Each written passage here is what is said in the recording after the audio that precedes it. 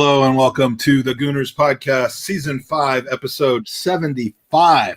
Owen, 75 episodes, and it's called Palace: What Could Go Wrong? And someone in the chat already has either ignored or failed to get the irony in that by saying, well, Arteta could show up and Arteta could mismanage the game and the players like he's been doing since the day he got here.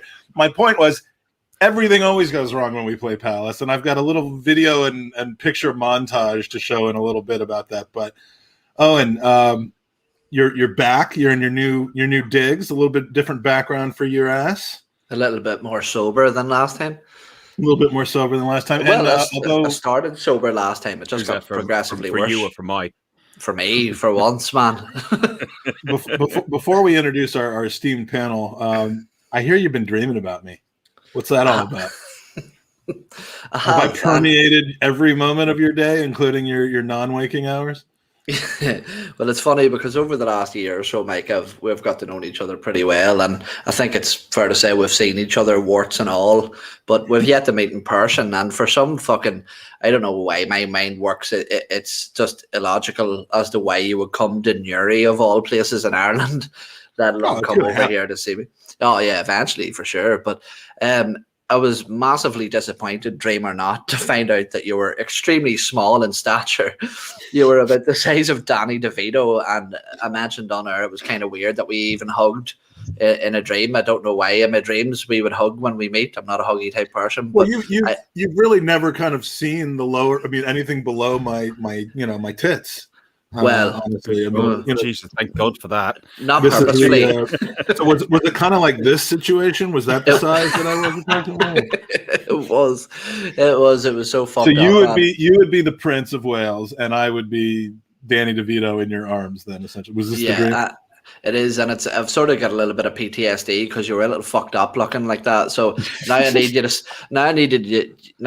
to stand up so we can see something and scale. We need some sort of scale involved before I meet you because. Well, you should have told me that before the pod, so I would have put some pants on. But maybe, someday I'll show you a full length picture. We'll tweet that out as a special gift for the winner of Gooners versus Cancer. Speaking of Gooners, we have two excellent Gooners who have both been on with us recently. But Owen says to me last night, he's like, "Get a panel that'll be funny." So I checked a few people off the list from our normal podcast. I told Andy and Mike not to show up. And I said, who is funnier than Fergus? And, looks, of course, aren't everything. But, Fergus and LL Cool James, it's great to have you back. James Johnstone, Fergus Keating, welcome back to the pod. Fergus, start with you. Thank you. How you doing? I don't know if the feeling well today? Energetic? I wasn't actually until about 20 minutes ago, and until we had a little bit of chat beforehand, and we saw your microphone. So it was it was quite the thing. Yes, yeah. Well, everybody perks up a little bit and gets adrenaline when they see my microphone. To be honest, I don't know what you've actually done here. You've got a pincer movement on you, okay? You're a Yank, first of all, and you've got two Irish guys on one side, and you've got two Essex guys below you. You're screwed. You're absolutely screwed. Holy shit. Speaking of screwed, there is absolute handbags going on between Leicester and Chelsea right now. I just happened to look up and see it. I don't know what started that, but absolute handbags. Yeah, I like being in situations where I'm outnumbered. Normally it's, like 10 chicks and myself, at a pub, but this will be all right. Yeah, but that's only around Easter. You like the little fluffy yellow ones, isn't it? Hey, you know full well I don't celebrate Easter, and I have no idea what you're talking about. Well, Fergus, welcome back to the land of the living. James, it's been so long, man, like 2 weeks. Yeah, I think so. Yeah, it's been a long fortnight. Yeah.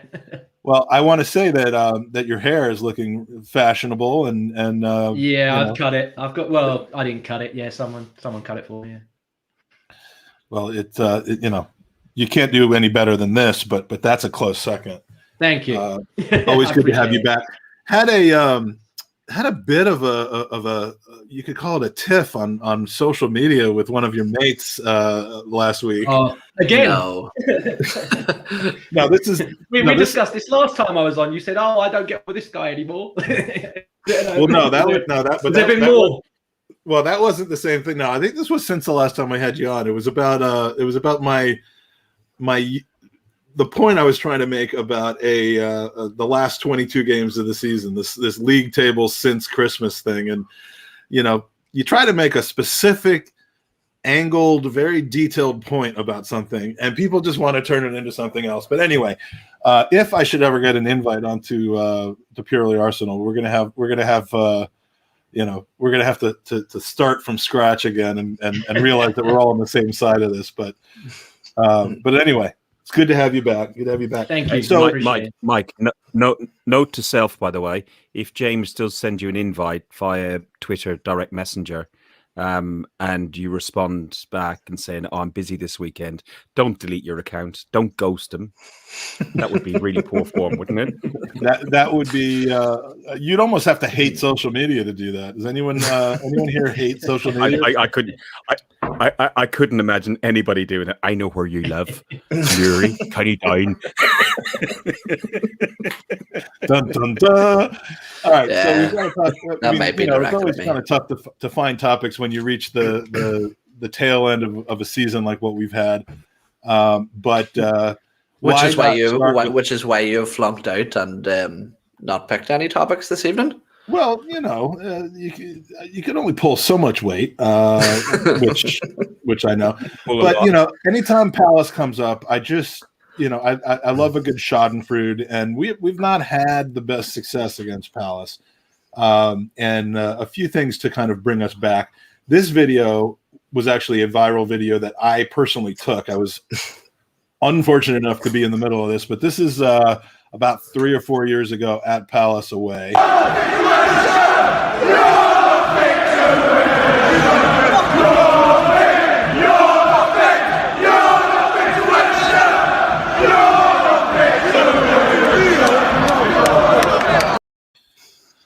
Did I just see Tom Canton throwing something at somebody?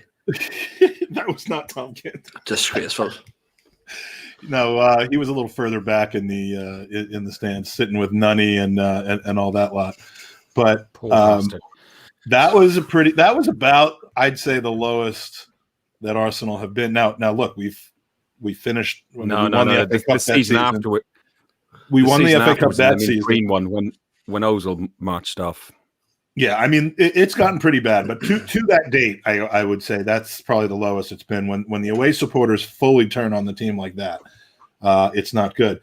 So it just got better from there. I mean, who can forget this situation? Home against Palace, always a nice situation that people still talk about to this day. And, well, you could really put like an alternative sort of situation to this picture, because really what has happened here is Granit Xhaka, being the nice guy that he is, has heard a little kid chanting from the crowd that he would love his t-shirt, and he's just obliging and going over. What a guy. I mean, yes, give him the arm. Youngster, I hear you. Here is your souvenir. Thank you. I love you all. That's the closed caption for this. And then, of course, these are not in chronological order, but how about this that kept us out of Europe? I mean, sorry. Music to my ears. I mean, just such success to go over. And now, if we're not depressed enough, we have a game against them tomorrow. So I love the classic So Mustafi turn and going, "Why didn't you do that?" Oh yeah, that was definitely all Leno's fault. Or whoever. I'm looking into that video as well, thinking Zaha has some nerve saying that he's an Arsenal fan when he was celebrating like that, the little cunt. Yeah, I don't appreciate that one bit. So let's talk about what Owen wants to talk about. That should be the subtitle of the podcast, because I got nothing else for you. I've used it all up in the first 10 minutes again. Yeah, well, look, I think obviously going off the videos that we've just seen, we've never really had a good outing against Crystal Palace, well, not in recent memory anyway. So I'm going to try and avoid talking about that for a little bit. So sort of some housekeeping to go through, boys. And Fergus, I'll start with you. Couple of statements released this week. One from Spotify CEO Daniel Ek over the supposed takeover attempt from him. I'm not going to read the statement word for word because I find that extremely boring when people do that. Thanks, Mike. But essentially, what he says is he released a statement saying he wanted to set the record straight, that there was a bid put in that was rejected by the Cronkies, who stated that they didn't need the money and that he would be waiting in the wings if the situation ever changed. Now, this has been extremely public from the start. He's been out in the public eye. He's got the backing of 3 club legends in Dennis Bergkamp, Thierry Henry, and Patrick Vieira. And he's also stated, as well as Henry, on his behalf, that he's in this for the long haul, that he sees this as sort of a long journey and it isn't going to be wrapped up quick. But the closing words of that statement that he put out, that he will be waiting if that situation ever changes, do you see that as this has just been a publicity stunt like some people are claiming, or do you think that this is just a negotiation tactic from an experienced businessman? Oh, and I ask you a question. Do you go into Tesco's and see a bottle of wine that's up for 20 quid and walk up to the cashier and go, I'll give you £18 for that bottle of wine? Arsenal Football Club is valued at £2 billion. There is no way. They're not up for sale for that, though. There's no price tag. They're not up for sale for anything, but they're valued at $2 billion. So why the hell would Kroenke want to sell for 1.8? He'll want 2.5 or 3 billion. Also, Kroenke has stated that he is in it for the long haul. He's got a 5-year plan. He's investing in Arteta this summer. To be honest, I think Daniel Ike, listen, I don't care who owns Arsenal Football Club as long as they're a football fan more than anything else. Oh, Christ, the soup's gone on. I don't care who owns Arsenal Football Club as long as they're a football fan first and foremost. I'd love them to be an Arsenal fan, but not somebody like the Cronkies, who have got no ambition or no desire to achieve anything. But I think Daniel Ike has probably done quite well out of this. He put his Spotify price up. His share price has gone up. He's probably made that £1.8 billion that he could stick with the original bid, give him 3.6, and he takes over. The fact that, and this is my final point on it, the fact that Henry was involved in that bid. Bergkamp, I can understand, footballing genius, footballing brain. He's had experience at Ajax with Overmars and the others. Vieira also the same in the City School of Learning out at New York City and Manchester and so on. Henry, despite being very good at handling balls in Dublin and getting France through to a World Cup. Bitter. The hand of frog is more important than Maradona's hand of God. Honestly, it's far bigger. Because we would have won the World Cup that year as well. Absolutely, yeah, we would have done it. Yeah, just on the record. Yeah. But the fact that Henry was involved, that just didn't make any sense. What was he going to be? The chief of PR or something like that? He's been failed at Monaco, failed in Belgium, really, and he's not a great pundit either. Va-va-voom. Yeah, and James, like sticking with Daniel Ek, he sort of said all the right things. He was talking about fan involvement and transparency and the fact that how much he loved the club, and he was hitting all the right notes this entire time. And for me, when people say that it's a PR stunt, the fact that it seems that there was a bid submitted in the first place would say to me that he is relatively serious about making an attempt to buy the club. And surely, as Fergus just mentioned, if I'm going to buy a car and I go up, you never go in with the asking price. You never go in with what it's offered. It's just a starting point in negotiations. And for me, it could almost be lost in translation, the end of that statement. Do you think that this is him walking away entirely and seeing no real realistic chance of him obtaining the club, or do you think that this is just a negotiation play? Yeah, I think it's a negotiation play. I think there's still more. He was never going to accept the first offer, even though it's lower than what it's valued. Like you said, it's lower than what it's valued for. But he was never going to accept the first ever offer anyway, because if it was as easy as that, all of us would have sat here and gone, Christ, we should have kicked off years ago. If this was all it was going to take, a few people, a guy breaking his leg and smashing his head open, jumping from the armory. If it was going to take that, someone would have done it ages. I'll take the hit, guys, and we'll get a club back type thing. But I couldn't see him ever taking the first offer. But I think he'll go back, a bit longer. It might not be this year. Might be the next. You never know. We'll just have to see how it goes. I mean, they're touting that it's going to be a big summer, so they've got to prove it, and that's coming from the manager as well as who's above. So I think if we're not coming out of the blocks straight away next season, with at least touching distance of top 4, it's finished. Mm-hmm. James, for the record, the guy who fell off the top of the armory, I don't think he felt anything. Oh, right. Yeah, I know how that feels. But Mike, as Jim mentioned there, Arteta also making statements.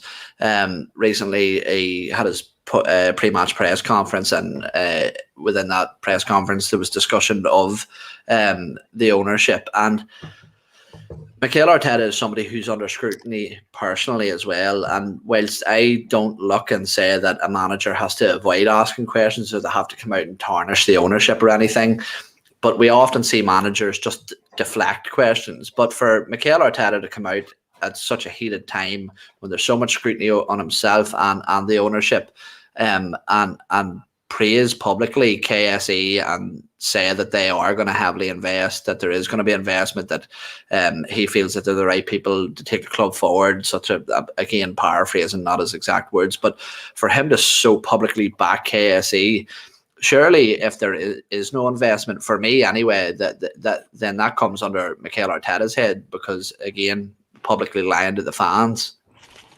I don't know if he's lying to the fans or if he's putting them into a corner that kind of places the blame squarely on ownership if it doesn't work out. Mm-hmm. I think what he's doing is he's saying this is the breaking point. We've gone through this year of transition and we are getting rid of some deadwood. We've gotten rid of some presumed problems behind the scenes, and this club is not good enough. This squad is not good enough to be where everyone would like us to be. Him saying that he backs ownership and that they're backing him is a double-edged sword. It's more just saying, like, if we are in the same situation next season, if we don't sign players who drastically improve us, if I'm not given the players and the support that I want, I can come back to that statement and say I was misled. And, sure, he'll probably be sacked, but he'll end up coming out looking better and for himself. So I don't think he's suckling on the teat of KSE. I think he's being very shrewd.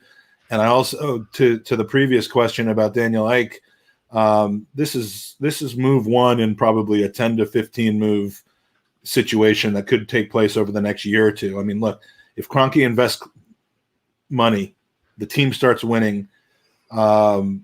That isn't the only problem that people have with the Kroenkes by far, but if they really do start fixing some of those things, and we've been there before, we know that they won't, but if it all happens that way, then there won't be a market for Daniel Ek to buy the team, because the team will truly be back on the ups again and worth its extraordinarily high value. If we have another season like we do this season, then Daniel Ek's going to have a much easier time buying this team. And I hate to say that, because that a certain element of our fan base is going to, they'd rather have short-term pain for long-term gain, even in that severe situation. But I think that's the way it is. By no means is he walking away. By no means did he expect for his bid to be taken. And by the way, the comment about the stock going up, this is Spotify stock over the last 30 days.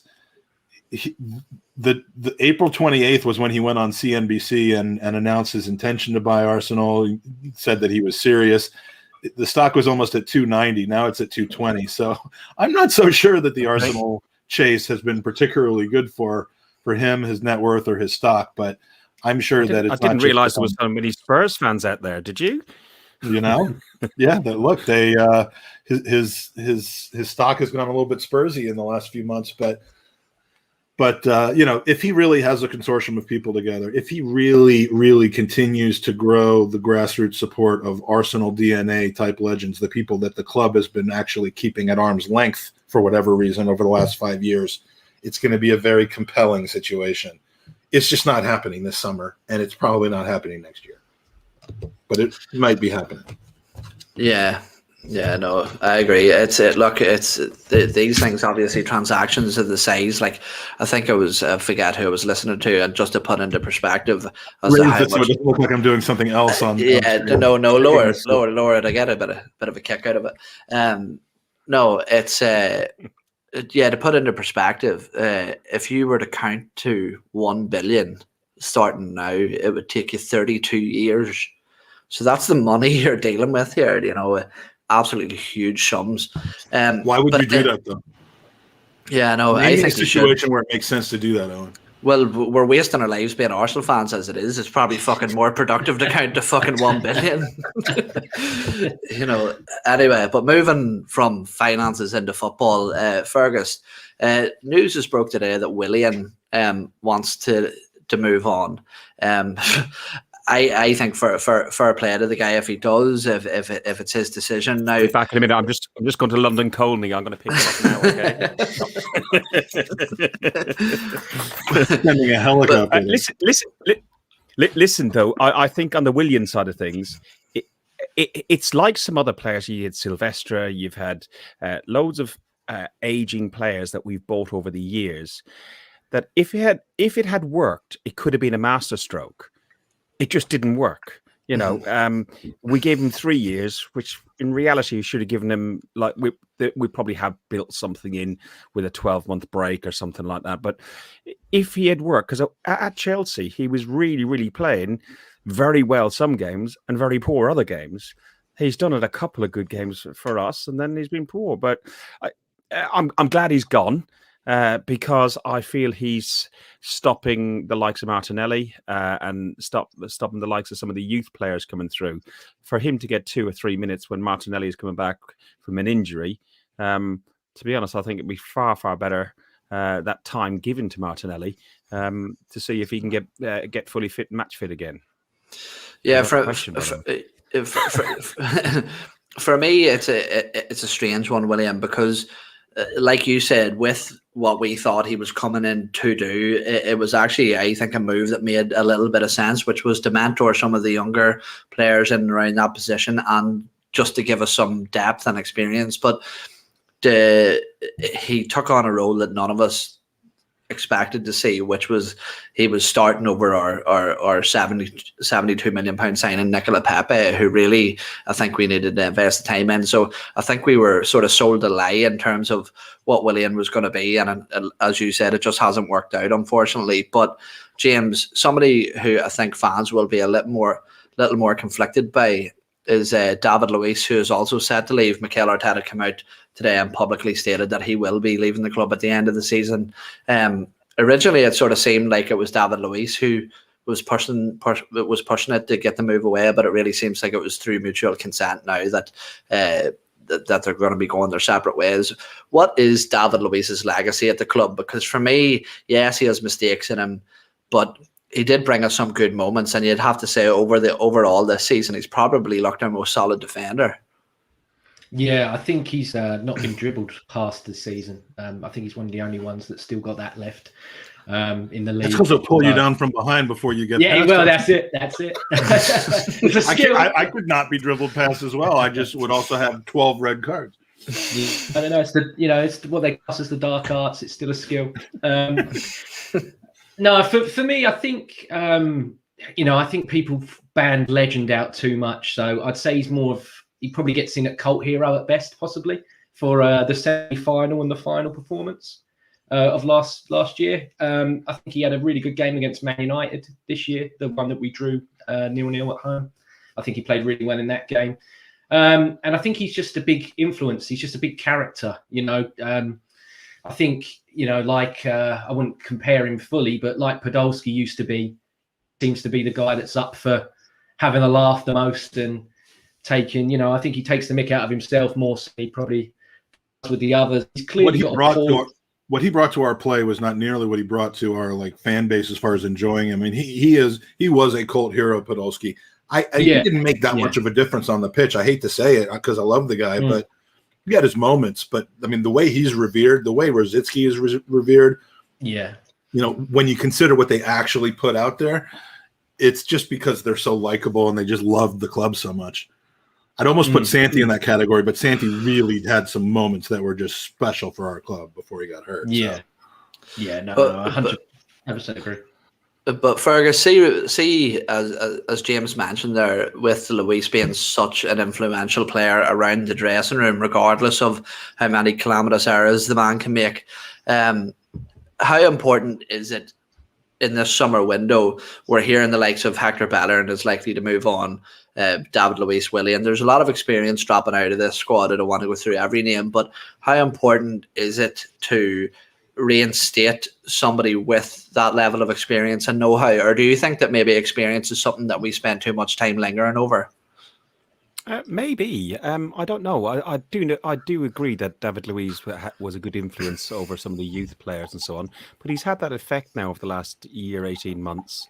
Maybe it's the likes of your Sakas, your Martinellis. Well, not Martinelli because he didn't come from Hale End, but the Hale End kids. Smith Rowe seems like a fantastic sort of leadership character. He understands the class, the tradition, the history of Arsenal Football Club, even more than Stan Kroenke does, and Josh. But you know, I think it's on the young lads who've been given an opportunity this year to step up and take that mantle and help the likes of, say, maybe Willock if he gets a look back in, and some others, Aziz and some of the other youth players that will be scattered through the squad next year. Because as much as they say they're going to back Arteta, as much as they say they're going to invest in the club, we all know that's going to be one or two trophy signings to appease some of the fans on Twitter, and then the rest is going to be built out of Hale End and that sort of stuff.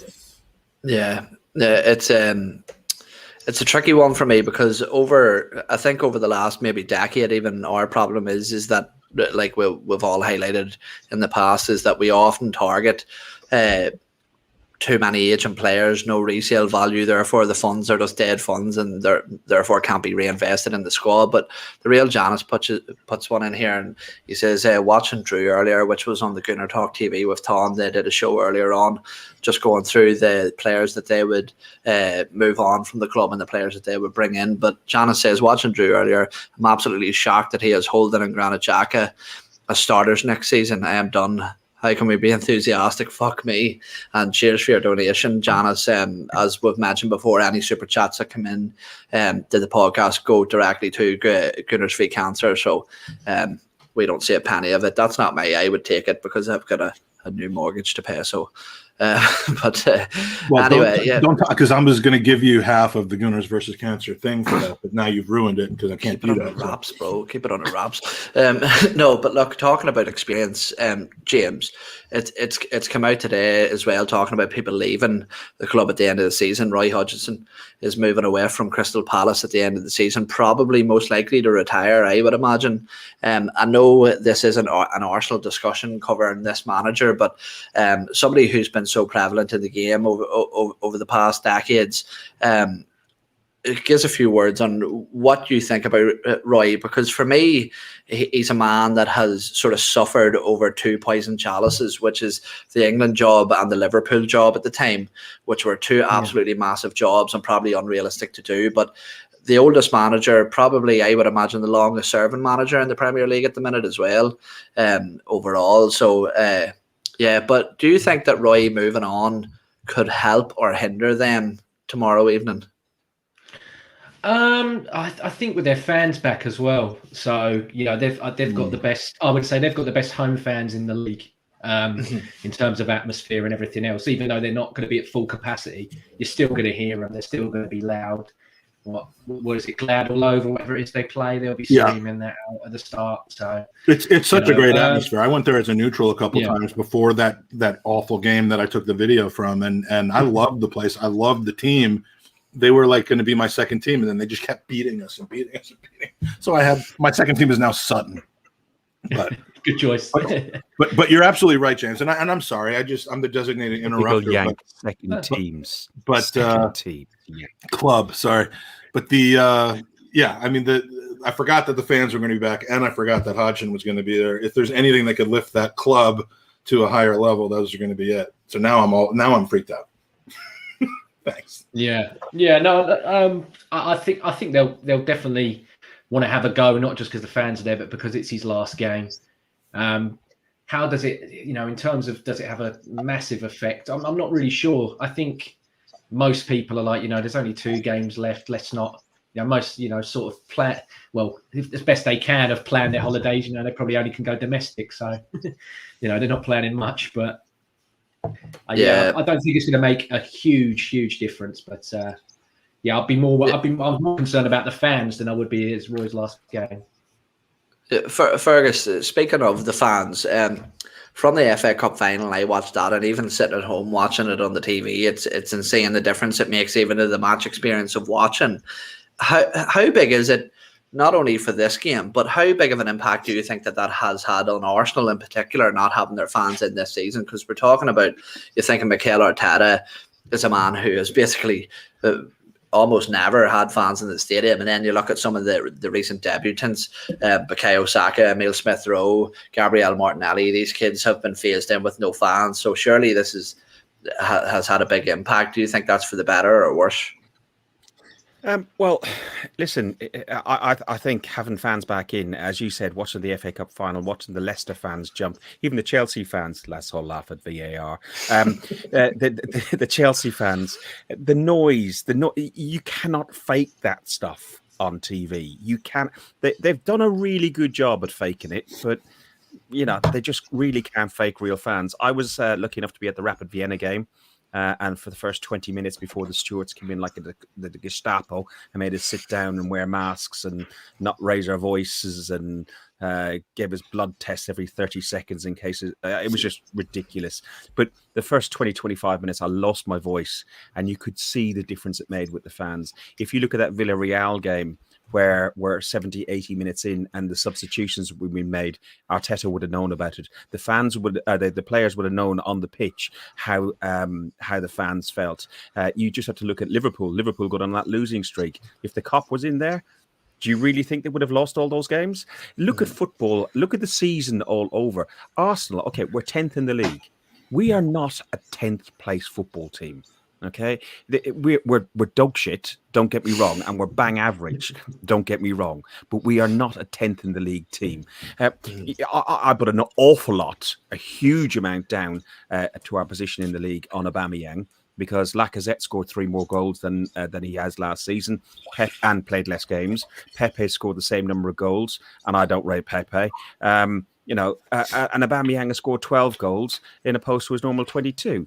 But I don't know. What's that? Can Fergus explain why he hates people who live in Wexford? In Waterford? Why do I hate people who live in Waterford? Everybody does. Yeah.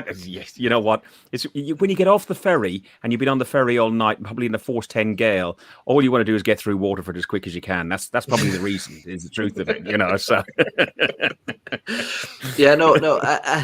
But following on from what you were saying there, Fergus, about the fans, I actually think that it had a massive hindrance in our squad this season, because something that we've lacked completely, whether we've had a number 10 or not, there was slight improvement with Emile Smith-Rowe, and when Ødegaard came in, there was a slight improvement. But it's that creativity, that spark to drive the ball forward into the striker and into the sort of advanced wingers.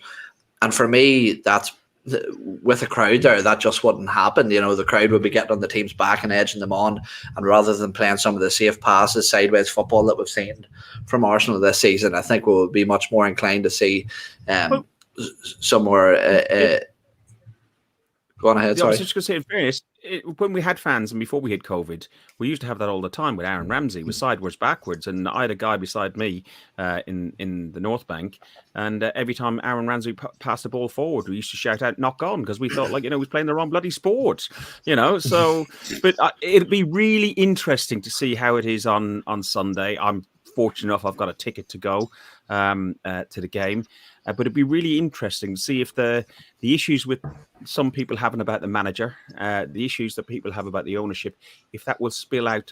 I know some of it will obviously spill onto the terraces.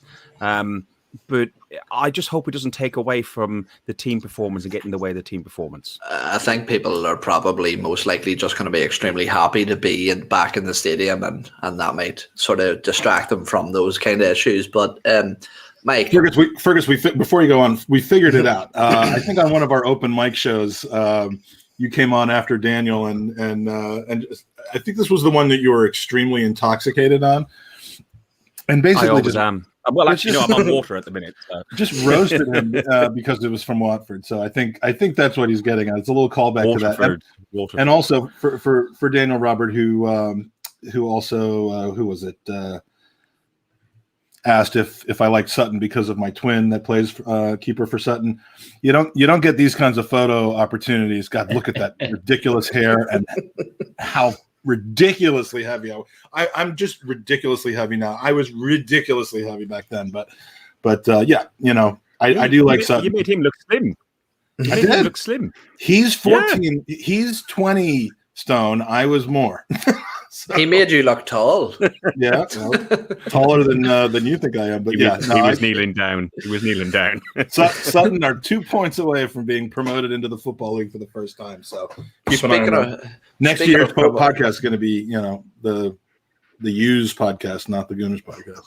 Speaking of promotion to a competition, James, the UEFA Conference is probably the only thing that we have left to play for, and even then, I still think it's quite an unrealistic achievement to get this season with the fixtures left and the people that are the other teams that are in those pole positions. But do you think that the UEFA Conference would help or hinder us? Because one of the arguments that I've heard is that we could just take it and just play the kids. That's somewhere to sort of start breeding the next generation of talent, the likes of Aziz, the likes of Balogun, so some more of the youngsters at Hale End.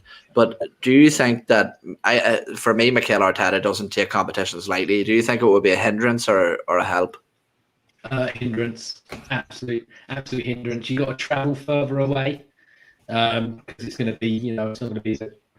It's not even the Europa League level. It's even below that. There's going to be people that are even further away. If it was a case of that we were going to the kids did, then I do it. But that he'll play the full strength because he'll see it as something that he can win, put a stamp on of his own. And I think again the club would enjoy it because it's games, isn't it? And then that brings more money in, especially with fans coming back. That brings more money in that way. So they'll be glad that we're in some form of Europe. But for me personally, I wouldn't want it at all. I would just I'd rather have no European football at all. Just get everything in order as best we can. Because we're not going to get a sale, and I don't think we are going to change the manager this summer. So stick with what we've got and just gamble and hope it pays off, and then go all out next season. And like I said, if we're if we're in the top four comfortably by Christmas time, then all happy and smiles. But if not, we might have to change it. We might have to pull the plug. Yeah, James, do you know Trevor from the Guns and Yellow Ribbons podcast? Because I think you must live on the same road as him because your internet is that shit. Well, no, because at least we're hearing what James says within 10 seconds of when he says it. We're only hearing half of every word. But yeah, with Trevor, you have to ask him a question and then just sit here like. I normally email it to him beforehand. Yeah, I don't email it to him beforehand. I email it to him when I say it, and he gets it quicker than what we hear back from. I was starting to talk myself into the Conference League from the perspective of if we treat it as a U23 extension from coaching on down, then, would I rather have, if Balogun isn't going to be getting any minutes at the beginning of the season, he could at least be playing group stage games against European competition rather than U23 games against Reading's U23 team, which is supposedly better than ours or something like that. So, but that Arsenal wouldn't treat it that way. I mean, Arteta will go to the games, which takes him away for 2.5 days during the week of planning for that weekend's game. So, if the first team had a no Europe season and the U23s got to play in a conference league as opposed to just the U23, then I'd be fine with it. But I don't see that happening. That said, I'm don't just think it not. happened either. I'm not wired to root for us to not get as far up the table as we can get. We're 10th at the moment. We can get as high as, I think, 6th realistically, maybe even 5th, if a bunch of different things happen. I'm not saying it's going to happen. It's just not intuitive to me to be like, okay, well, I'd rather end 8th. And you can't just decide, I'll take 6th and 8th, but not 7th. You can't go about it that way because It's you have no control over it. something else that I think as well is that Arsenal have had a problem with for such a long time is our squad is massively bloated. And I think that completely exiting Europe for a season sort of backs the club into a corner in a sense that they've no other option but to start offloading players and really trim that squad down to the bare necessities. And for me, that's only a good thing. But Mike, I'll stick with you with this one because I want to talk about somebody that you showed us a video of you abusing at a game there. I was not part of that. I was documenting that. I could hear you chanting the video, you lamb fuck. But anyway, very distinctive American accent. No, look, going into this Crystal Palace game, the right back position is something which, oddly enough, every single person in that position sort of seems out of favour in recent weeks. Callum Chambers came in and made a bit of an impact, but he's seemingly been taken out of that position. Cedric, we're going to have to start putting out missing posters for this guy. I don't know where the fuck he is. And then Hector Bellerin, by all accounts, is moving on at the end of the season. So for you, who takes that right back position until the end of the season? Who do you expect to see starting there tomorrow evening? Callum Chambers, 150%. I don't think. I mean, he wasn't there against Chelsea because of a change of formation, which ultimately you could say worked out, or at least lucked out. But I don't think he's been banished in the way that Cedric has, and I don't really. I mean, Cedric made one bad mistake, and he hasn't even seen the pitch. I don't even think as a substitute since then. I mean, that's troublesome. It's weird. Requires some inside knowledge to probably figure out what's going on there, because certainly, I don't think he could have done worse than Xhaka would have in that position in the Europa League, and you can regret that all the time. But Chambers hasn't done anything wrong in right back for me. I think it'll either be Chambers or it'll be Bellerin from the standpoint of we've got 2 games in 4 days. He probably won't play the same person at right back for both of them. So, whether it's Wednesday and Sunday. Bellerin at the Brighton game because of the last game to say goodbye, farewell. So be it then. I wouldn't have a fit over that. Although by no means is it a sure thing that he's going. But now, is he fit? Because I think when he came in as a sub against Chelsea and made actually a pretty Mikel Arteta play to stop a cross from coming, and he hurt himself, right? Mikel Arteta said today in his press conference that everybody except for David Luiz is available for selection. So I take that as that he is. Okay, then you have to think as well. See, that's the thing as well, because I panicked and I know I'm going off on a bit of a tangent here, but with Hector Bellerin as well, when he seemed to have that strain around his hamstring, the kid's prepping himself for a move. There's going to be precautions to make sure that there's no injuries, because that could, destroy a move away from the club. And he's probably one of our most sellable assets, maybe not in terms of ability, but I often say his marketability.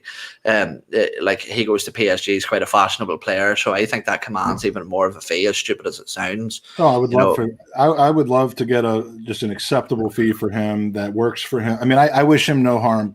I wish him no ill will. I just wish him to leave.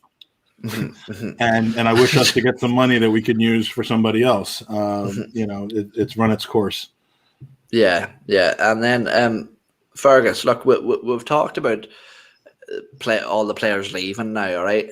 But something that Mikel Arteta and the Cronkies and Edu, everybody at the club have been preaching about over this past year is the changing culture of the club. Now, a season as bad as this has to have some sort of repercussions. And like I said, I've often say this all the time, and people make fun of me in the chat for saying it, work away. But we criticize people individually, and people are too quick to hop to their defense, but we often criticize as a collective. But for me, going into this game with these two games remaining, is there anybody playing for their future at the minute? Do you think that there's anybody at risk of sort of tarnishing their reputation, not only with the fans but the manager?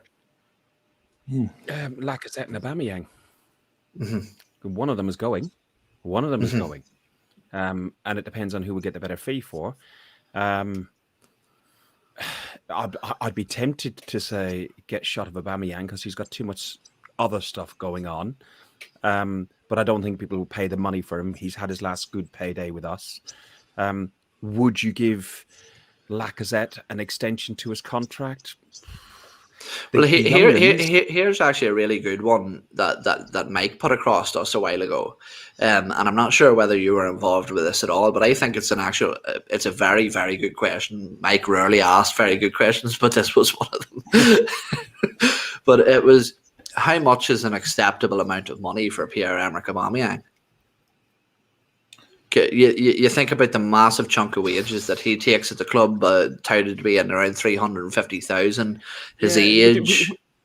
Would you take? Would 10 be too low? 40 seems about the right figure, but on current form, you take 10 to get rid of the wage, and you're the first person that's even in the same ballpark as what I said, which was 15 to 20. I said 15. Yeah. Oh, okay. We've had as high as 80, and and 80 given the contract for a 32-year-old or 31-year-old, whatever he is. I mean, he's 31 until he's 32, but that's I think that's asking a lot. He's got disciplinary issues. He's turning up late for the North London derby. He's had the same issue with Tuchel at Dortmund. He's in year 3 or 4 of a team. He is. And look, I love the guy, and I'm not comparing these two people because I love one of them and I hate the other one, but he has the same issue as Jose Mourinho does with clubs. He comes in and it's all two-way love, great situation, connects with the fans, says all the right things, does all the right things, produces, and then a couple years later, everything, one thing or another starts to happen. Now, some of these things with Aubameyang are completely outside of his control. Getting ill and his family getting ill are not, personality disorders. So I don't mean to make them seem like they are, but a recurring theme from 3 different clubs. I mean, I don't know if it ended. He was with what, Saint Etienne in France. Yeah. I don't quite know enough about his background to know whether it happened there, but it just seems like a recurring theme with him. And I read a full biographical piece on the GoonerTalk.com. So if you have any questions, fire them this way. Well, if what you're asking is yes, you want to get out of that before it's too late, not once it's too late. And if this would be the opportunity, another rocky season with Aubameyang, and he's poisonous. And right now, I think you could get something for him, and we're going to need to have a replacement for him 2 years from now anyway. So in a year's time.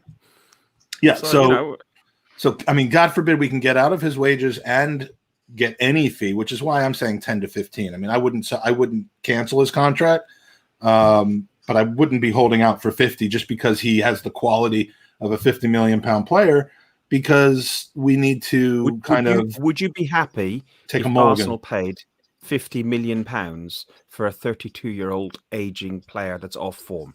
Would you be happy if Arsenal went out and bought? Only if his name was Lionel Messi.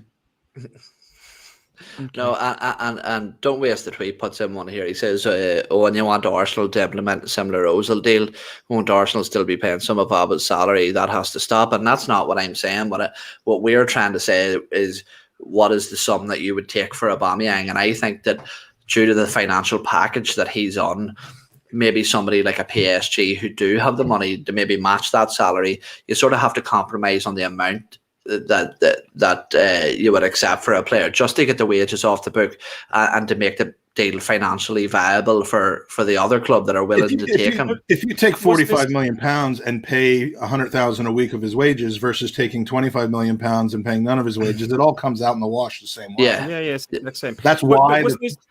That's why the fee would be so low. Wasn't his dad a trainer or a scout for one of the Milan sites? AC Milan, he was, yeah. So surely he started his career at AC Milan at junior. Yeah, in Italy, and he was born in. His mum's French, his dad is Italian. Obviously, they're Gabonese as well. But he grew up most of his life in Italy. So surely that's got to be a yearning to go back there. I don't know what I did, but Taib, thank you for the big ups. I like possibly. I'm big and I'm out. Yeah. I'm not sure, but no, it's a good question. I always like that question from Mike because it's applying the logic to the actual financial side of the game. But We James, just need a do-over. I think we need a do-over. I was all for the extension, and now I'm all not for the extension, and that's because of what's happened in the last year or so. I'm allowed to change my mind on it. Unfortunately, Arsenal can't change their mind on it unless they do something about it prospectively. And I would love the opportunity to have a get-out-of-jail-free card with what the next 2 years could be with Abba, and put that into making the team stronger. Lacazette sticking around maybe for an extra year to help, Balogun and Martinelli come in. If we bring in an Edouard or something like that, then so be it. But we're going to need to replace the goals that Aubameyang should be providing. Did last year, didn't this year. We need a fix to that. So I don't think the fix to that is Aubameyang himself. Mike, before Owen goes to James, do you think the lack of fans will have that? I know he's had some other personal issues going on as well, but do you think the lack of fans has had an effect on Aubameyang? Because he's a performer. He's come out and said that. He's come out and said that it does, but by the same token, he's talking about one side of the of what it's like to have fans. He's talking about feeding off of their support. If you brought fans in halfway through this season, I'm not so sure he would have fed off of the support of the fan base the way that the season was going and the way that his season was going. So with him, I think it cuts both ways. He is a very emotional player. I would say almost a confidence player in the same way that, that some of the other guys that we've had are, but, intensely talented. But if he wasn't feeling supported, if he wasn't feeling loved, Aubameyang was the most loved player on this team from the fans from the moment he walked in the door until recently, until the day after he signed his contract extension. I really think as well that, and not to spend too much time on Aubameyang, and I'll come to you in a second, James, is that Aubameyang in a way is a victim of the system that Mikel Arteta is trying to implement. Is that I think when Mikel Arteta first came in, he had a temporary system that he was deploying in the 3-4-3, and Aubameyang in a way was operating in a manner that he hadn't really done before, and he was making do. And whether it was adrenaline or the new manager bounce that he was thriving off, I'm not sure. But for me, Mikel Arteta, it needs a different mold of a striker, and although Alexander Lacazette isn't the exact Kernel of Truth wins. He wins today. My poor sexual performance is also down to a lack of fans. That's great. Please come back next time. But yeah, Alexander Lacazette doesn't fit the mold completely of what Mikel Arteta seems to want from a striker, but he does it much, much better than Pierre-Emerick Aubameyang. And now, then that brings into the whole argument of whether it's Mikel Arteta's job to adopt his system to suit his best players, or whether it's the players need to adapt to his system, and that's a completely different argument. But James, speaking of players adapting, I think we've all sort of established that these last two games are pretty much dead rubbers for everybody. So, do you think that there's any kids? When I say kids, I don't mean the likes of Gabriel Martinelli, Saka, Emile Smith-Rowe, the usual suspects, but any of those sort of fringe players on the verge of breaking through, that Mikel Arteta should use these games to really give these kids a bit of a showing and start to bed them in before next season. Yeah, I would like to see Balogun, Aziz, and then I'd like Joe Lopez, because left back is we're looked at, and if you've already got an internal solution there, you could potentially save me and spend it on a bigger problem, which, for me, I've said it before, I think the bigger problem is the goalkeeper. I'd rather we spend big money on a really class goalkeeper. I still think get Ryan in as well. I think we need two, but I'd definitely go out and buy a top tier goalkeeper this summer. We already have one though. Yeah, but no, Aziz, Balogun, and Lopez would be the three that I'd like to see come in, because most Eddie, he's going to he's in the shop window, and people will be like, well, yeah, but if you pay him and he does something, he might be worth. We know what Eddie's worth now, so don't waste the time. Let's just get Balogun out there. Let's get Aziz out there, and let's see what they can do.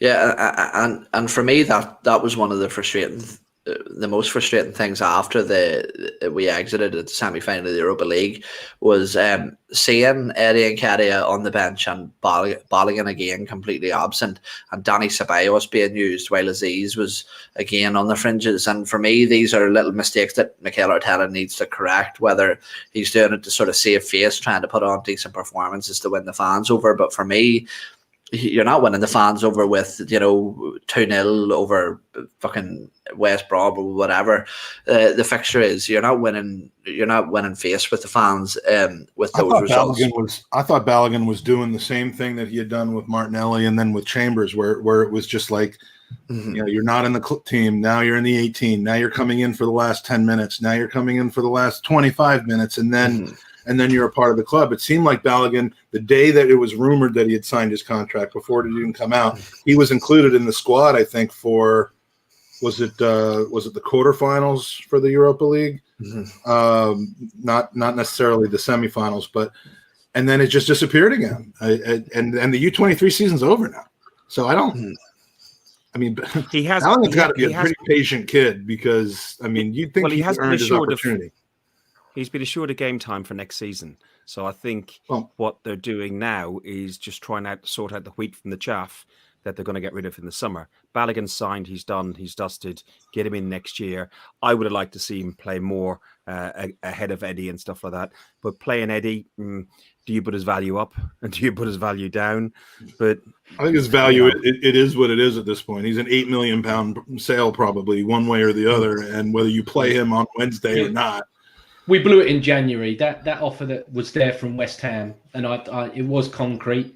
You were never going to get that money ever again. So they're still in for him, though, James. They're still in for him. I was, but they're never going to pay that fee that they were going to. That 25 million in January. I don't know how we turned that down. We had 25 million for Nketiah on the table.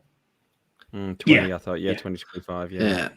Oh, that's ridiculous business again. When you look at Ainsley, Maitland Niles, that now does seems like a ludicrous piece of business as well. Complete lack of squad planning, but which hopefully changes as well. But speaking of squad planning, Fergus, James was mentioning there Joe Lopez in that left back position to cover, but somebody that we have been moving away from the game temporarily, somebody that we have been linked with now, and apparently, according to many reports, those talks have now intensified. With Ryan Bertrand's representatives from Southampton. Now, there's two ways to look at this here, I think. I think that you look at this and you say, this is the same old thing that Arsenal keep doing. An aging player coming in with high wages that is going to be relatively useless because that position is already filled. Whereas the other stance that people are taking is saying, well, he's Premier League proven. Kieran Tierney is prone to an injury, and at least we have somebody of a decent standard to back him up if that is the case. But what sort of camp do you fall into? Do you think that this is just us playing out the same old mistakes again, or do you think it's an astute piece of business? I'm probably falling on the side. I'm on the fence a little, but I'm probably falling on the side of it could be good business if you're losing the likes of Louise, possibly Xhaka, and losing some other senior players, Willian, etc., who can be a good influence, a senior influence on the young players. I think that's a good idea.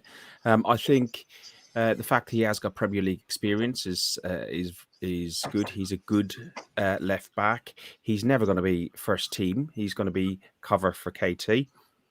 KT, in my view, is injured, and KT needs a good rest. And every time he gets halfway ready, Arteta is playing him, which really confused me. Again, when you look at the likes of Martinelli and some of the other players, and Saka's been overplayed. So it really confuses me, the KT element. I don't know if it's to trying to play it to social media or whatever. But on Bertrand, I think it's probably a good move. He's not going to get huge money. He's not going to get huge money. He's going to get probably...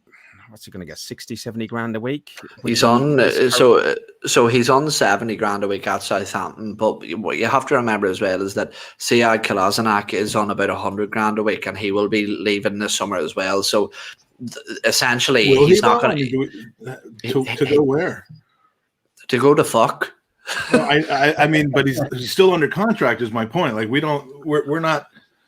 either have to loan him back out again do another Mustafi payoff or sell him.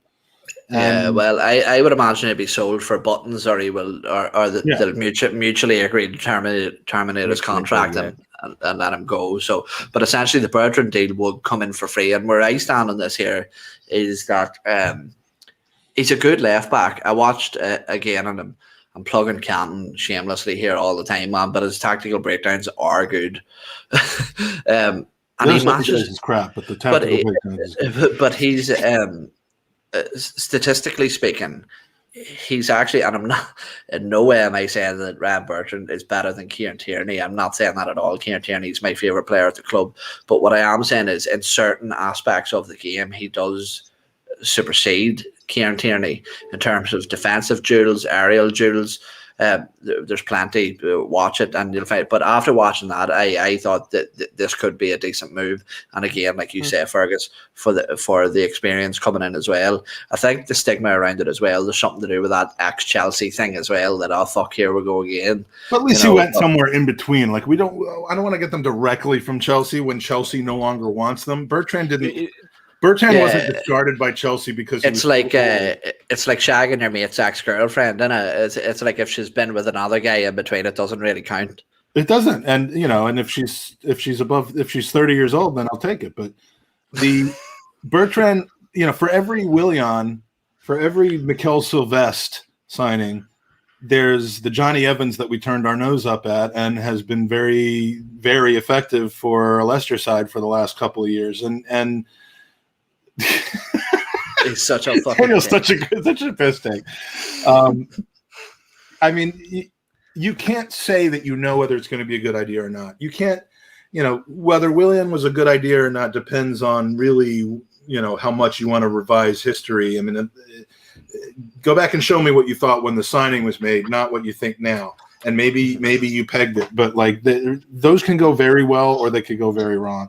So I have no reason to doubt Bertrand. I'd rather Bertrand at 70 or maybe even 50. I mean, there's nothing saying that once you turn 30 and you're out of contract that you have to get the same amount that you got before. He's going to get a big sign-on. He'll get a signing-on fee of probably 10 million or 5 million or something like that.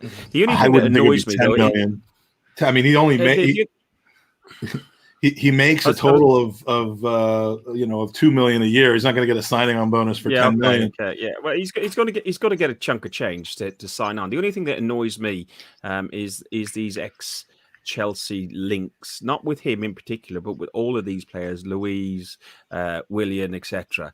And we're going to end up with Azpilicueta just probably 5 years from now. And it's all down to Edu and his lack of experience. He hasn't got a fucking clue what he's doing, and he's in the pockets of the Brazilian agent. What's his name? Kia Jarabcic or whatever. Kia Jarabcic. Yeah. And he's in the pocket of him allegedly, just because Mike doesn't want to lose his house. But he is in my gerbil outfit, and then we can. We can confirm or deny that. Yeah. No, but lads,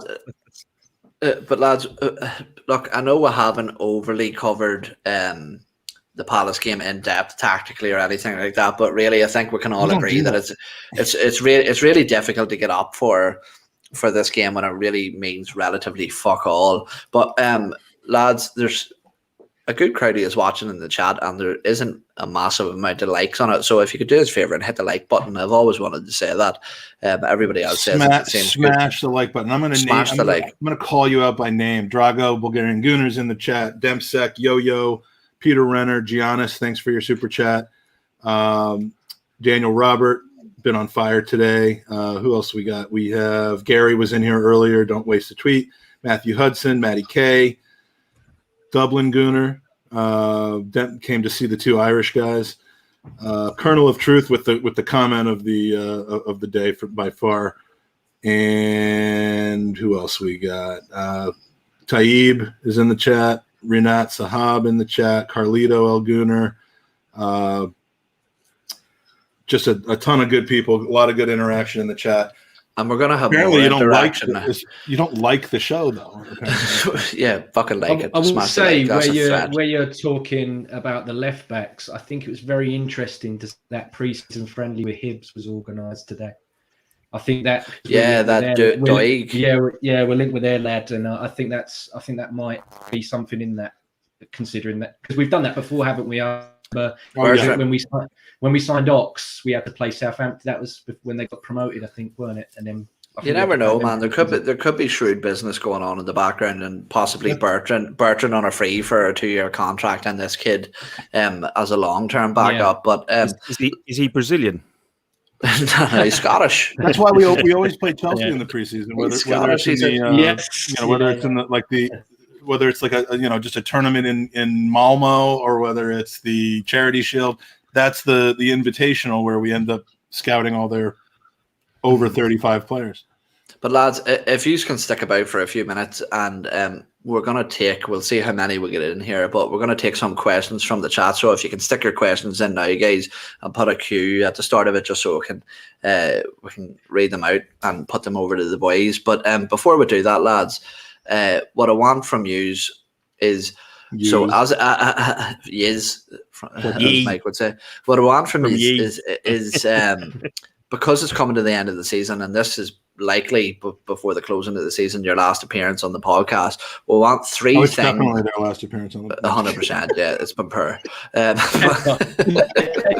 There's no come back. I was going to say, what 3 things do you want to change at the club for next season? So that can be anything at all, from a player to a board position, or a manner in which the club operate. Any 3 things at all, and a score prediction for the Crystal Palace game. So, Mike, to be nice and give the guys time to prep their answers, I'll throw it straight over to you. You're being nice to them, but you actually have to live with me. So thanks for doing that.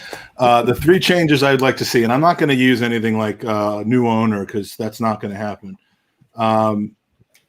I would like to see Josh Kroenke move to London for the next 12 months and attend club functions. I would like to see a person placed on the board who has Arsenal DNA, an ex-player who has football management skills or football knowledge, to be placed on the board with an ability to influence how the team not just competes on the pitch, but relates to its supporters, pretty much all of that. I wouldn't necessarily put a fan on the board, but or that kind of nominated thing, but I would put someone with Arsenal DNA who knows how to communicate with the fans.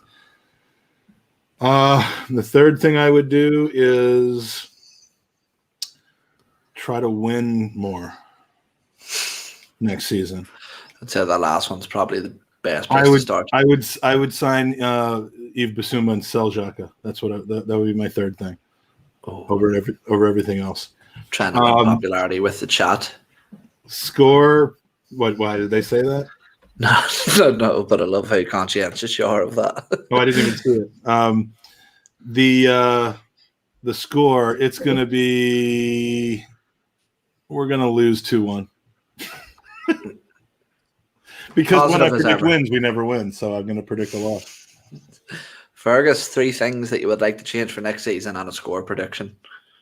I wrote down Shaka, but that could be just a little bit boring. I wrote down, okay, we're just taking it a given. Shaka should never be in. I'm sure he said, "I'll take it off" to that fan in the stadium. I'm sure that's he would never have told the fans to fuck off. No, never. No. What I would like is I'd like to see the end of Bird Leno. I don't think he's good enough. I've never rated him as good enough. His distribution skills are poor. He's a great shot stopper. But he's just not good enough. Somebody put a question in earlier about if we had a better defense, a fixed back 4 in front of him, would he improve? I don't think so. I put down, similar to what Mike said, challenge. Just to be there and challenge. And if we're not in the ECL, or if we're not in the Europa League, we've got 38 games and a few cup fixtures to focus on. Arteta will have them all week to train, get out, and if we're not up banging on the door top 4 by Christmas, then somebody will have to move on, unfortunately. And the third thing I would like is to see fans back in the stadium. No restrictions, no nothing, just fans back. I want normality. The winter has been shit. Personally, Do you want as well. that, even if it means that I'm going to be coming over to join you guys for games and then going to whatever pub you don't go to? I think they Bring should on the remain fourth behind. wave. I think the game should remain behind closed doors. Fake noise is brilliant. As soon as I open that motherfucker up, I'm hopping on a plane. I'm coming over. I'm gonna find out what pub you're at, and I'm gonna go to the other pub. Yeah. Well, that's what you did the last time. I Text know. him and everything else. I'll be there in 5 minutes. Yeah. Fuck you. Yeah. Oh, score prediction, Fergus. 3-1 to the Arsenal. Positive. I like it. James. Yeah, for me, new captain.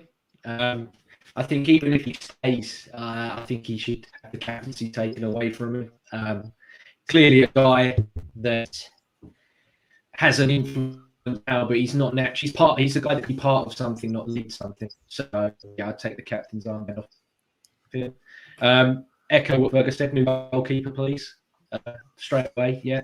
And again, same as Mike, I would go all out to Ajax and say, Mark Overmars, you're being escorted out of the building anyway.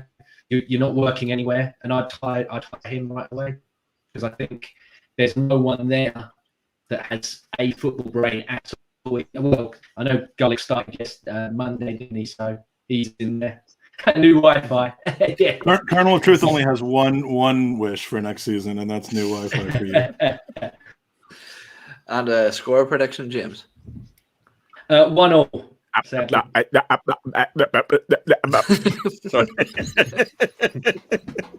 Sorry, I had to do it. That's good. I like these ideas. I mean, I should have. I mean, the captain armband is certainly one I should have thought of. I love that one. I think it's time, and if it rubs Aubameyang the wrong way, then that's just part of the. Well, I have my three. So my first one is that due to the absence from Europe, I would like to see tickets and season tickets discounted, because I don't think it's fair that we're paying the highest prices in Europe and we don't even have European football. That's just absolutely ridiculous. I would agree with you as well, Mike. I would like to see the owners be a little closer to the club and a bit more public. If they're going to stick around, they're going to have to make massive efforts to try and undo the damage that they've done over this last this last year in particular, I would say. And third, I want all this time to think about it, and he stole my captain was one of mine. But what I'll say is, I would like to see somebody more notable come in and be Mikel Arteta's assistant manager. I'm not sure he has. Sorry. Bulgarian Gooner. He wants to see James, Kenny, Ken, and Trev on the same podcast. Oh my god, that would be the end of the podcast. It would be a 4-hour podcast with about 10 minutes of content. That's how the world ends. It's just a black hole is created. Right, lads. Sorry, on. Sorry, Ian. You're grand. Don't worry. You jump on that bandwagon. They're all on it. We'll go to the first question here, and I'll go to you, Fergus, with this here. Hypothetically, how much would you accept for Saka and how much for ESR? Like that Abo one. What's the number you'd accept at? I actually asked this question in a couple of different forums, and people got so angry because they're like, they're not for sale, and I'm like, so if someone offers us £1 billion for them, you're not accepting that. I'm like, I'm not asking you if you want to sell them, but the question is very good from Daniel. Like, at what point are you like, well, shit, we can't leave that on the table? Well, Saka's got to be worth north of 50, if not 60, 70, 80 million. He's so young and he's showing great potential. He's had a full season in the league. ESR's had 5 months. It looks natural. I suppose if you're north of 80 for Saka, north of 30 or 40 for ESR, but I'm with the other people in that chat group because I'm on that chat group, and they're not for sale. Sorry. Yeah, I would tend to agree with those. Yeah, but price like the tags. $1 Million Man says, everybody has their price. It's just right, James. That's But correct. but you can set it extremely high. Everyone does have their price up. Here's the next one from you can Well, say do that, you Mike want to send Dempsey. it around for that? I'd be interested in hearing James's answer to that as well. Okay, yeah, we'll stick with that one. Then we'll come back to Dempsey's. Yeah, James. no. Right, you'll hear my answer in 20 minutes. No. By then, inflation will have doubled the amounts that they're going to be. No, I think 80 million plus for Saka, and then you said I think 50 million upwards for Smith Rowe. Is real what a realistic, I wouldn't say either of them, but if they were, if people were going to bid for them, that's the kind of money I'd say would need to prize them out the door. The question I have is, I'd like to put $100 million price tag on Saka. Obviously, he's not earned that yet, but he seems extremely likely to earn that, and he's going to return you. You're going to get value out of him if you move him on a few years later because he's so young. He's English. He's everything. So then I asked myself when I say 100,000, I say, well, would I turn down an offer for 90? Someone offers 90 million pounds for him. Would I turn it down? And I actually think I would. If Pepe was 72 million, I know you can't do this. You shouldn't do that. Saka's 100 million. Smith Rowe 70, maybe 75. I'm going to be realistic. I'm going to bring it back down to reality of what I think their current valuations would probably. That's a different question. I think. I think that in terms of the club, I think about 60 million for Saka and anywhere between 35 to 40 for Emile Smith Rowe is probably realistic, sort of where you would start to think, fuck, this is a lot of money now. That's what I would love to see us pay to buy them and consider it a steal, but for us to sell them for that is madness. The problem you've got with Saka, he signed a new contract, and it's only, I believe, a 2-year contract, or a 3-year contract rather than a 5-year contract. So he's going to be banging on the door again in 18 months' time or a year's time. And we better give him what he wants too. His contract ends 3 years from now. No, it ends 3 years from last season. So Fergus. It ends June 30th, 2024. I'm looking at it right now. 3 years from now. Mike's got his bitch face on. He's sure of something. He's never that confident unless he knows something for certain. But we'll move on to the next one. I'm staring very, very carefully at his contract right now, and it's 54 million market value, June of 2024. We'll keep these short and snappy just to get through as many of them as we can before we finish up because we've been going on a little while now. From Damsick. Would you rather have Martinez at the club and no Partey, or no Mart? Would you rather have no Martinez at the club and no Partey, or Partey and no Martinez? No, you can pick one or the other. Which would you pick? Yeah, that's the easier way to say it. Made that really difficult. It was like a riddle and a question all in one. I'll go to you first, Mike. Oh, 100%. I'd rather have Partey than Martinez. Martinez is not, if he's better than Leno, he's not that much better than Leno. Sorry. His statistics, I mean, he was back up for 10 years for a reason. He's a perfectly good, another example of a Fabianski, a Manone, a Szczesny, everyone that's left for us, but he's not. He's won us a cup and Leno's put us out of 2 cups. Well, Fabianski won us a cup, and we had no problem moving him on. Look, it's Ospina, I think, won us a cup. We had no problem moving him on. Martinez is a perfectly good goaltender, but he's not going to make a difference like I still expect Partey to. If you base it just off of this year, then it's maybe 50-50. But Partey, once he's bedded into the club for a full year with no injuries, hopefully with a full summer, he's not playing in the Euros for a very good reason. He's not European. So yeah, Partey is the guy that's going to make a big difference for us. The delta between Martinez and the next guy is not enough. Nice. Fergus? Martinez was sold for 17 million with a 3 million add-on that we'll get because Villa are staying up. He was valued at 2 million and would have been walking out the door this June on a free. So it was a no-brainer.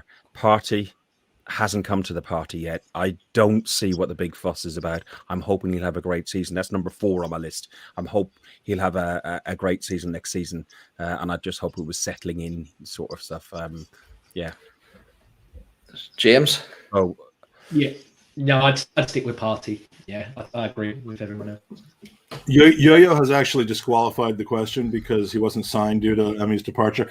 None of our hypotheticals have to really actually make sense, Yo-Yo. I mean, Nothing makes sense on this show at all. I don't know. What do you would mean? you rather have Partey, no Emmy, James but no Owen on every podcast from this point forward? I mean, that we'll take a vote on that, but Probably not with my internet. No.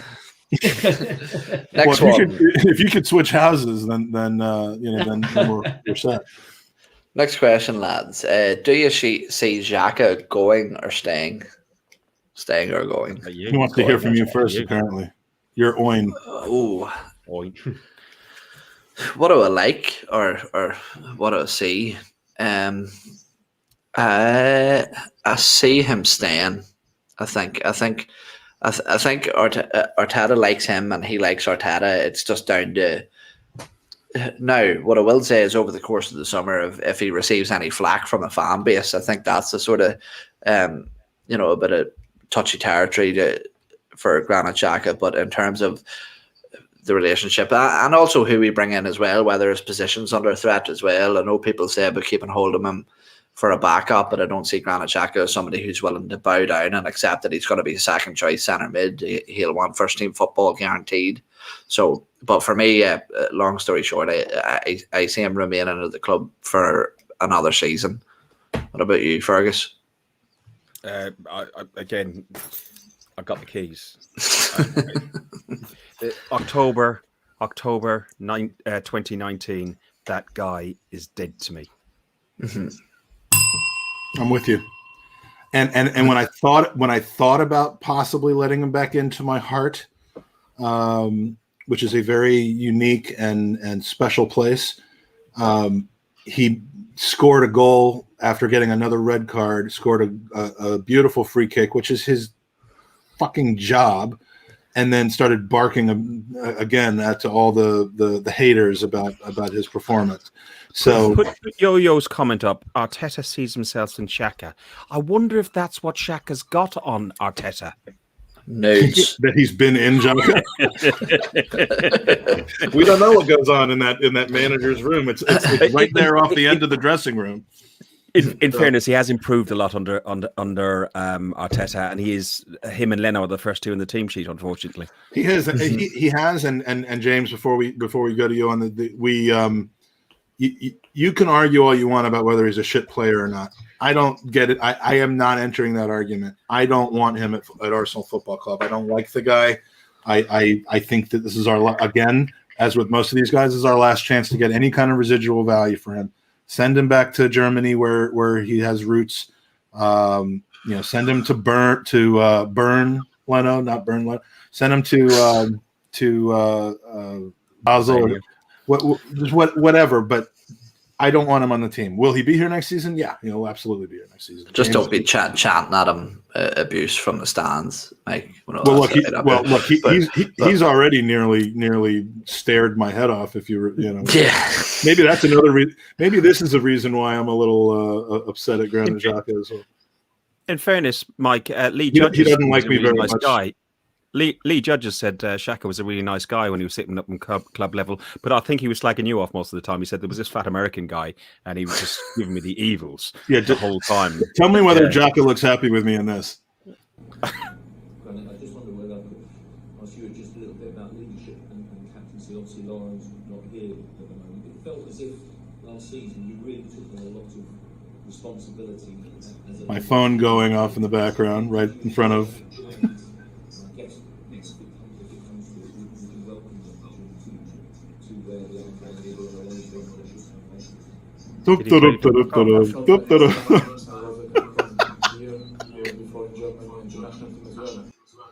All he had to do was shoot one little glance my way, and I almost caved onto the ground and started trembling in the fetal position. Oh fuck! Anyway, So, he can go, and I will have the last laugh. That's my big revenge. James, you need to get your panties worth in this before I ask the last question of the show. Yeah. No, he'll definitely stay. I think, especially with Louise going. He lacks that leader. I know he's not the leader that everybody wants, but he clearly has a pull and an influence over the players, and I think he'll probably keep him for that reason. Yeah. Majority of these lot voted to be the captain. Remember, they probably just wanted to get out. They were just like, "Oh, we'll tick the first name that's on the box. We just want to go home. We don't want to do this." But... Lads, last question of the show, and probably the most important one we'll ask of the entire show, which is, what is your favorite meal deal? What restaurant? Just at any restaurant? No, God, no. Like Tesco's, you lived over here for a while, so you. Yeah. You have to pick like a sandwich, a chocolate bar, or a pack of crisps. A sandwich. That's not what you said, though. You said a sandwich. Yeah, man. Sandwich, like Claridge's, like sandwich. I like to go a bit rogue. I normally I take the pasta pot. I go for the pasta pot normally, and then I take the beef hula hoops and the Capri Sun. Jesus, that's a very niche little selection you have going on there. Beef hula hoops, I haven't had them since I was 5. I'm gonna give that probably about. I'll be honest, about a 4 out of 10. I'll give that. There's much better selections. Fergus. Well, I like to support local businesses, and my local kebab shop do a doner kebab and a Coke for $5. So you can't beat it. Oh, but we're Tesco's meal deals, man. That's it's budget. Okay. Budget. Well, I'm minted, mate, so I can, I don't know. Fair enough. No, if I was to do it, I'd probably just do a sandwich, crisps, and a Diet Coke. Yeah. What filling of your sandwich? It depends. You look like a tuna and sweet corn man to me. I like a bit of ham. Standard, nice. There you go. There's my boy right there. Mike. You never met a Jewish guy who loves ham more than me. I'm going with the smoked ham and cheddar cheese sandwich, a bag of prawn crisps, and a prawn cocktail crisps. Sorry, and a fucking Lucozade. Perfect. That's actually. Let me see. The lemon lime one, not the fizzy one, not the Lucozade Sport. Because when you buy a Lucozade Sport and you no, see, you mix this up. Lucozade Sport is the diluted orange. It's the flat one. That's the one I like. What's the one? Yeah, that's fine. That's fine. Lucozade Energy. Lucozade Energy or Lucozade Original. Yeah. No, because one night I stumbled to the Turkish guy that's right on Avenel Road. No, it was on Gillespie Road, right after Avenel Road, and bought like a bunch of Lucozades. Stumbled back into my flat at Highbury, passed out, but I had a Lucozade on my night table because I knew I would need one. I took a huge swig of it in the middle of the night, and it was the fizzy one, and I almost I had how I've had spit takes on the pod before. I mean, it was disgusting. So don't buy that one. I want the Lucozade Sport, but see, I noticed there that Mike was dropping in loads of names of streets in and around the Highbury area, just trying to make himself a bit more so desperate. Arsenal fan. I am an Arsenal fan. Soccer ball. Yeah, I'm going to do the proper fan thing where I talk about Arsenal fish market and all that sort of stuff. But Danny says I dislike 50% of the people on this podcast, and he says. Interrupted me. Excuse me. He says, I just like 50% of the people on this podcast. He says, I'm not saying which, but James and Fergus are brilliant. And then Dublin Gooner says, which is completely correct, Lucozade and flat 7-Up are considered medicine in Ireland. They are. 100%. They have Gatorade. They have Gatorade and Powerade here. They do not have Lucozade, and there's just something different about Lucozade than either Gatorade or Powerade. It's just better. And the bottle that it's, I mean, they don't have those kinds of bottles here either. It's just different. It's classy, people. Mine, I'm going to go for a chicken tikka sandwich with white bread, McCoy's salt and vinegar, and a Coke Zero. That's my meal deal. Anyway, Mike, I'll pass after that important discussion. I'll pass it back over to you, mate.